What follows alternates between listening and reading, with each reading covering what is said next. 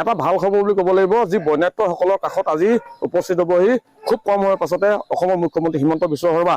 যিহেতু মই বৰ্তমান সময়ত যি চন্তকত বুলি ক'ব লাগিব চন্তক যি বালিগাঁৱত মই য'ত উপস্থিত হৈ আছোঁ এই যি ৰমণীয়ালি ওপৰত দেখা পাইছে যে কি এক অৱৰ্ণনীয় পৰিৱেশ বুলি ক'ব লাগিব এই পৰিৱেশৰ মাজত এই যি মোৰ ৰাইজসকল আছে ৰাইজসকলে কেনেধৰণে জীৱন নিৰ্বাহ কৰিছে এক ডাঙৰ প্ৰশ্ন মোৰ সজুলি যদি অকণমান যদি দেখায় যে কি ইয়াত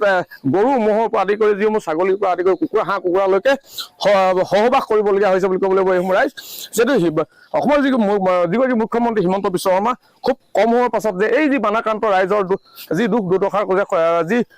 তেখেতে যে খবৰ ল'ব তাৰ আগমুহূৰ্তৰ দৃশ্য বুলি ক'ব লাগিব আমি বৰ্তমান সময়ত আহিছিলে সিদিনাখন তেখেতে হেলিকপ্টাৰ লৈ যিহেতু বান পৰিস্থিতি যিহেতু নিৰীক্ষণ কৰিছিল আমি আছাম টকছে এক্সক্লুচিভ দেখাবলৈ চেষ্টা কৰিছিলোঁ তেখেতে কেনেধৰণে বান পৰিস্থিতি নিৰীক্ষণ কৰিছিল তাৰ পাছত আজি যিহেতু গুৱাহাটীৰ পৰা আহি তেখেতে যিহেতু চন্তকত যি হেলিপেড নিৰ্মাণ কৰিছে তাতে তেখেতে অৱতৰণ কৰিব আৰু এইসকল বানাক্ৰান্তৰ যিহেতু ৰাইজৰ নিশ্চয় খবৰ খাতি ল'ব বুলি আমি আশা ৰাখিছোঁ যিহেতু মই বৰ্তমান সময়ত যি বালিগাঁও আছে এই বালিগাঁও যি ঐতিহাসিক ৰমণীয়ালি ওপৰত মই যিহেতু আছোঁ ইয়াত দেখা পাইছোঁ যে কেনেধৰণে এই অৱৰ্ণনীয় পৰিৱেশৰ পাছত যেন এনেধৰণে ৰাজপথৰ কাষত তেখেতলোকে এনেধৰণে তম্বু তৰি ইয়াত থাকিবলগীয়া অৱস্থা সৃষ্টি হৈছে ইয়াত নিৰাপত্তাৰ ক্ষেত্ৰত যথেষ্ট আৰক্ষী লোক যে ইয়াত নিয়োজিত হৈ আছে বুলি ক'ব লাগিব মই সদায় সম্পূৰ্ণ যদি দেখাই যে কি দেখা পাইছে এনেধৰণে ৰাজপথৰ কাষত কিয় তেখেতলোকে যিহেতু তম্বু তৰি এনেধৰণে থাকিবলগীয়া অৱস্থা সৃষ্টি হৈছে দেখা পাইছে ইয়াতে এই সম্পূৰ্ণ ৰাজপথৰ কাষত তেখেতলোকে খোৱা বোৱা কৰিছে বা ইয়াতে তেখেতলোকে চৌকা জ্বলাই ইয়াতে এনেধৰণে যেন জীৱন অতিবাহিত কৰিবলগীয়া আছে তেনে ক্ষেত্ৰত অসমৰ মুখ্যমন্ত্ৰীগৰাকীৰ যথেষ্ট কৰণীয় আছে সেই কৰণীয়ৰ ক্ষেত্ৰত এই যি বন্যাত্মসকল আছে মই তেখেতলোকৰ কিছুমান কথা জানিব চেষ্টা কৰিম বাইদেউ আপোনালোকে যদি আগুৱাই আহে মোৰ সুবিধা হ'ব আপোনালোকে আজি বহুদিন ধৰি এনেধৰণে ৰাজপথৰ ওপৰতে আপোনালোকে তম্বু তৰি ইয়াত থাকিবলগীয়া সময় হৈছে হয় আজি যিহেতু অসমৰ যিগৰাকী মুখ্যমন্ত্ৰী হিমন্ত বিশ্ব শৰ্মা তেখেত আহিব যিহেতু আপোনালোকৰ ইয়াতে অৱতৰণ কৰিব হেলিকপ্টাৰৰ পৰা কি ক'ব তেখেতক আমাৰ আছাম টকছৰ যদি কিবা ক'ব বিচাৰিব তেখেতে আমাক দেখিছে সাহায্যটো আমি বহুত পাইছোঁ হয় ৰাইজক সকলোৱে সহায় কৰিছে এতিয়া যদি আমাৰ ঘৰখন যদি তেওঁ ঠিক ঠাক কৰি দিয়ে এই বছৰটো আমি এতিয়া এনেকৈ খালোঁ আৰু নেক্সট বছৰ আমি কি খাম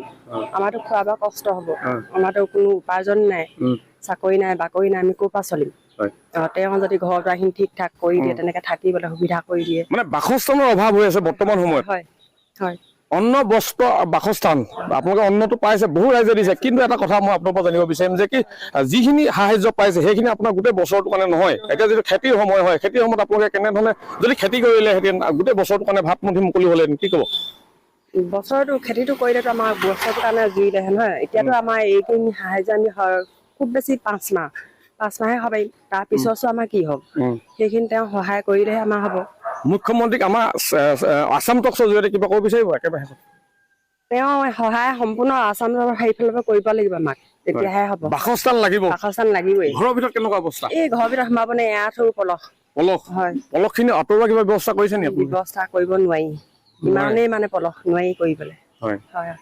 ধন্যবাদ জনাইছোঁ তেখেতেও যাতে আমাৰ যদি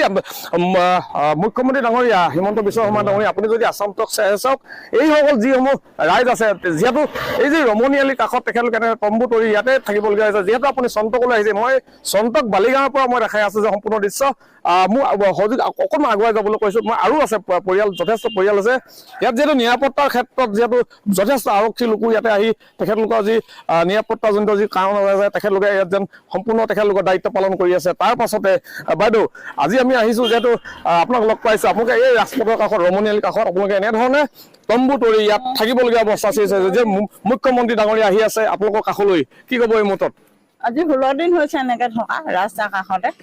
বৰষুণ দিলেও এনেকুৱা হয় গৰু মটৰ তিতিছে ঘৰৰ অৱস্থা বেয়া পিছফালৰ ঘৰটো বেৰ চেৰ চব ভাঙি নিলে আকৌ এতিয়া ইমানটো পলস হৈ আছে পকা ঘৰবোৰ সোমাব পৰা নাই সোমাব নাই পৰা কোনোপধ্যেই নোৱাৰি সোমাব এতিয়া তেখেত যিহেতু আহিব খুব সময়ৰ পাছতে আপোনালোকৰ ইয়াতো নিশ্চয় আহিব তেখেতে লগ কৰিব তাৰ আগমুহূৰ্তত তেখেতক আপোনালোকে আমাৰ তৰফৰ পৰা কিবা ক'ব বিচাৰিব নে চেনেল আছাম টকছৰ জৰিয়তে তেখেতক মানে কমনো কি আৰু চব বস্তুটো নিলেই আমি এতিয়া হাজিৰা কৰি খোৱা মানুহ 12 মাহ কিনি খাব লাগিব অহা বছৰকে কঠীয়া চঠীয়া চব নিলে হাল বাই থোৱা মাটি সেনেকেই থাকি গ'ল পৰি থাকি গ'ল ভঁৰালত ধান শেষ হ'ল এতিয়া আমি 6টি পৰিয়াল মোৰ শাহু আছে শহুৰ দেউতা আছে অসুখীয়া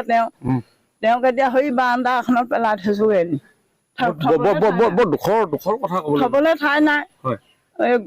এতিয়া বস্তুকেইটা থবলৈকে ঠাই নাই লেপটপ চব নিলেই বিচনা ভাঙি নিলেই এনেকে পৰি আছো এতিয়া। এতিয়া